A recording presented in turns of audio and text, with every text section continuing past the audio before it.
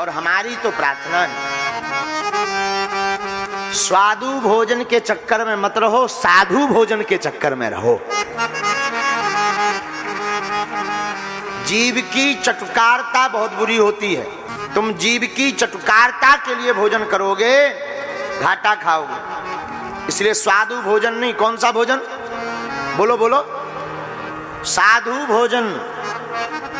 साधु भोजन पाओ। स्वादु भोजन है पिज्जा बर्गर, साधु भोजन है सात्विक दाल रोटी खाइए, हरि के गुण गाइए।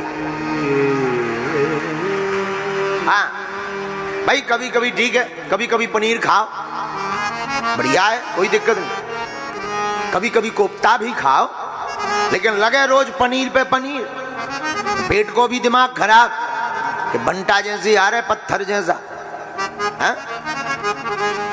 तो साधु भोजन नहीं, अपितु साधु भोजन करना चाहिए। जो साधु भोजन करता है उसकी बुद्धि शुद्ध रहती है और बुद्धि भगवान के चरणों में लगती। और जो मन विचलित, अनिद्रा, नींद ज्यादा आना, बहुत ज्यादा शरीर में भारीपन रहना, इन सबसे मुक्ति भोजन के ही कारण है। पूरे शरीर में 75% बीमारियों की जड़ भोजन है। 75% जड़ भोजन है। इसलिए देखो, पहला सुख निरोगी काया, दूजा सुख घर में माया, तीजा सुख सुलक्षण नारी, चौथा सुख सुत आज्ञाकारी। पहला सुख क्या है? बोलो बोलो बोलो। निरोगी काया, शरीर स्वस्थ रहेगा, तंदुरुस्त रहेगा, जय जय रहेगी। अब तुम जवानी में ही बूढ़े दिखने लगो हमारे जैसे, घाटा हो जाएगा। कई लोगों होते हैं पहले ही चश्मा लग जाए, कमर टेढ़ी हो जाए, कानन से सुनाई गम।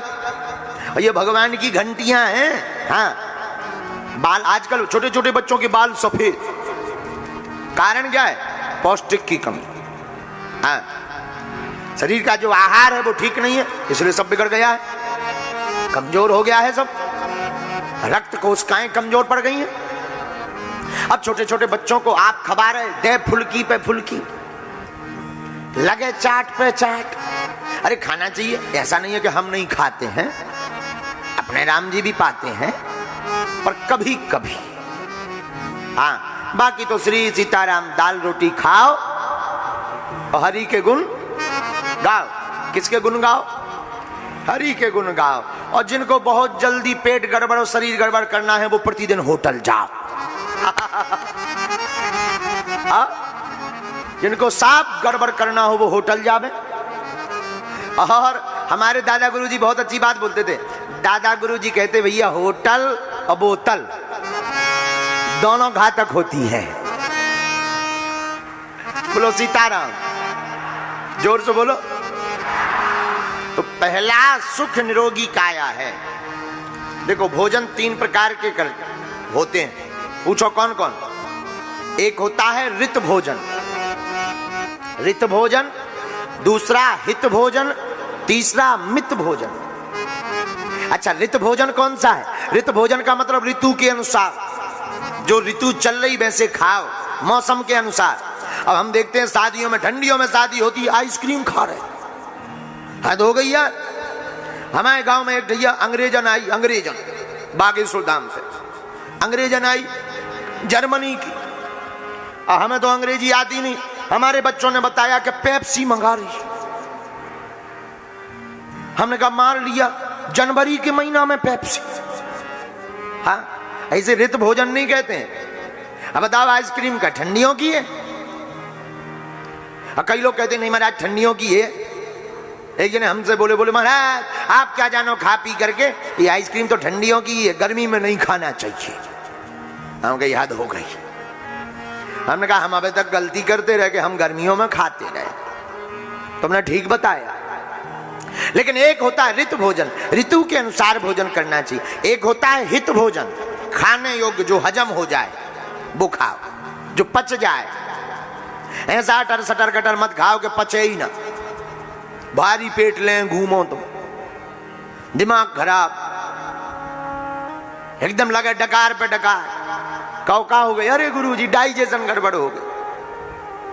भाई ऐसा भोजन करो जो बढ़िया पथ्य हो, बहुत जल्दी पच जाए। तो ऋत भोजन, हित भोजन। तीसरा मित भोजन। ये मित भोजन कौन सा है? तो मित भोजन है लिमिटेड। कई लोग इतना खा ले उठता ही नहीं है, जहां खाओ तो ही लुढ़क गए। उन्होंने कहा उठ बैठो, अरे अब रोटी खाई, अब रुक जाओ यार, अब नहीं। अरे याद हो गई, इतनी भी का खाने, इतनी भी ना खाओ कि उठावे पड़े। हमारे गांव में एक सेठ था, सेठ खाने का इतना कंजूस के कहीं गांव में अगर निमंत्रण हो जाए तो 2 दिन पहले से ही उपवास शुरू, और जिस दिन निमंत्रण में जावे सो इतना खावे कि 8-10 लोग एक तरफ, अकेला एक तरफ। लेकिन जब खा ले में उसे उठाया जाए तो खुद नहीं उठता था, फिर 2 जने उठाने वाले लगते थे। तो वो कहता था हमें घर तक छोड़ा। कहीं इतना क्यों खा रहे हो? और आप सुन करके हंसेंगे, ऐसी घटना घटी भी है, आपने सुनी भी। उसने इतना खा लिया कि पेट ही फट गया सारे को। आओ, तो हम लोग फिर गांव में उनको, जब बाद में वो ठीक हो गए, हल्की सी दिक्कत हो गई थी पेट में, आंत कौन फट गई, हॉस्पिटल गए, ठीक ठाक हो गए। जब वापस आए तो हम गांव में छोटे, जब हमारी अवस्था बहुत छोटी थी, तो गांव में जाकर के जैसे ही बोले, हमने कहा सेठ को फटो पेट। हम लोग जो है चिढ़ाते थे, सेठ का फटा पेट, सेठ का फटा पेट, सिटानी आई गुर्देत, ऐसे बढ़िया उनको चिढ़ाते थे। लेकिन हम आपको बताना चाहते, ऋत भोजन, हित भोजन, मित भोजन। मित का मतलब लिमिटेड भोजन, और जो अपने आहार को कंट्रोल करके रखता है उसका व्यवहार, उसका परिवार भी कंट्रोल रहता है। आहार जिंदगी में बहुत महत्वपूर्ण है। बोलो सीताराम। तो क्या महत्वपूर्ण है भैया? आहार। आहार एकदम शुद्ध सात्विक और बहुत गंभीरता वाला देखो रखना चाहिए। और आहार अन्न, अन्न में परमात्मा। कई लोग कहेंगे महाराज इसमें परमात्मा आप कहां से सिद्ध करोगे, दिखाई तो पड़ता नहीं। एक सज्जन हमको मिले, बोले महाराज आप तो कथाओं में बताते रहते हरि व्यापक सर्वत्र समाना, प्रेम ते प्रकट होई में जाना, भगवान सब जगह है पर दिखे नहीं है। हमने कहा बात बहुत अच्छी है, लेकिन हमने उनको समझाया। हमने कहा दही ले देखा तुमने? बोले देखा है। हमने कहा एक बात बताओ, इधर आओ। बोले हाँ। एक कटोरी में दूध लाओ। एक कटोरी में दूध मंगाया, एक में दही मंगाया। हमने कहा दूध में झांको, इसमें घी कहाँ है?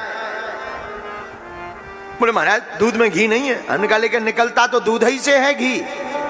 दूध से दही बनता, दही से फिर मक्खन, मक्खन को अगर अग्नि पर रख दो, ताप में रख दो तो वो घी बन जाता। उसी प्रकार परमात्मा सब जगह है, संसार है दूध। इस दूध में जब भक्ति का दही बनता है और तपस्या का जब मंथन होता है तो परमात्मा रूपी मक्खन प्रकट हो जाते हैं।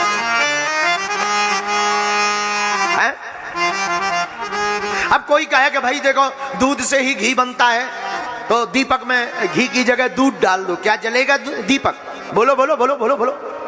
तभी जलेगा जब उसको मक्खन बनाओगे, दही बनाओगे, मक्खन बनाओगे, फिर घी निकलेगा, तभी वो दीपक है। दूध में ही घी, पर उसकी एक प्रोसेस है, उसका एक वर्क है, उसका एक सिस्टम है। उसी प्रकार परमात्मा है हमारे ही अंदर, पर उसकी एक प्रोसेस है, उसका एक वर्क है। भगवान की कथा में बैठना मतलब ये हो गई मटकी।